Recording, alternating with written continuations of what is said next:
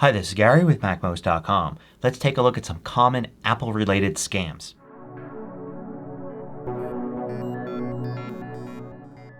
MACMOST is brought to you thanks to a great group of more than 1,000 supporters. Go to MACMOST.com/Patreon. There you could read more about the Patreon campaign, join us, and get exclusive content and course discounts. So the best way to protect yourself from scams is to educate yourself. First, let's start off with scams that somehow involve Apple gift cards, also called iTunes gift cards. These scams really have nothing to do with Apple, with your iPhone, with your Mac, or anything like that.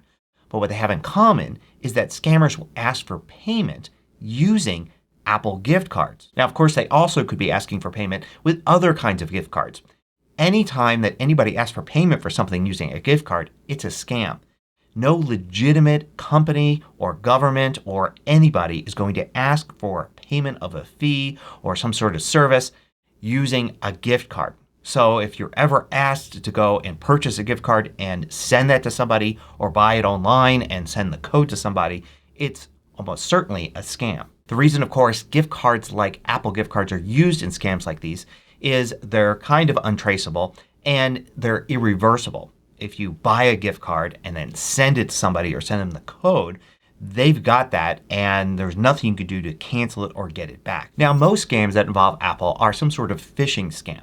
This is when you get an email, a text message, or a phone call from somebody claiming to be from Apple support or from the Apple Store or something, and asking you to give them information. Most of the time when this happens, there's a level of urgency that's attached. Like you'll get an email for an invoice or a receipt for something expensive that you didn't buy. Sometimes they'll say that your account's been locked or your account will soon be locked if you don't take action, if you don't click here or don't call this number. This is to try to make you panic and try to click on a link in the email or call the phone number to get the problem corrected. But it's just a fake email trying to trick you into giving up your Apple ID password. Keep in mind a few things. First of all, Apple will never ask you for your credentials like that. They will never call you unless you call them first asking for support. There's also a lot of bad advice out there about phishing attacks, especially emails, telling you to look for things like bad grammar or obvious mistakes in the email. But that only works to let you quickly dismiss some of these. But then it may backfire because you get an email that seems to be legitimate, has no grammatical errors, has no mistakes in any of the links or anything like that, and it tricks you into a false sense of security. Or perhaps there is a mistake, but this time you miss it and you decide it's real and you click. Don't actually use the links or phone numbers in them, but contact whatever company it is, whether it's Apple or somebody else, directly using a contact method that you had before, like the support form at their site, a phone number that you know is legitimate that's not included in the email. Now, another time you may see fake messages is when you're actually visiting a website. Remember, when you're at a website, whether it's on a computer or on a phone, the website can generate any pixels it wants to be on the screen. So it can fake some sort of login or request for information that looks really legitimate. It could look like it's not even part of the web browser, but something that's appearing on top of it. So if you're ever asked for your Apple ID, your password, or your passcode, or anything like that, make sure that it's actually the system, like iOS on the iPhone or macOS on the Mac, by closing out the app that you're using, especially if it's the web browser, and seeing if you get that same message when you're just at the home screen or in the Finder on the Mac. If something is telling you you need to log into your Apple account again, you can always go to Settings and see if it's actually requesting that login there in the Settings app. If it's not, then it's likely that website is trying to trick you into giving up your password. So here's a type of scam that isn't technically illegal. It's just basically overcharging you for something.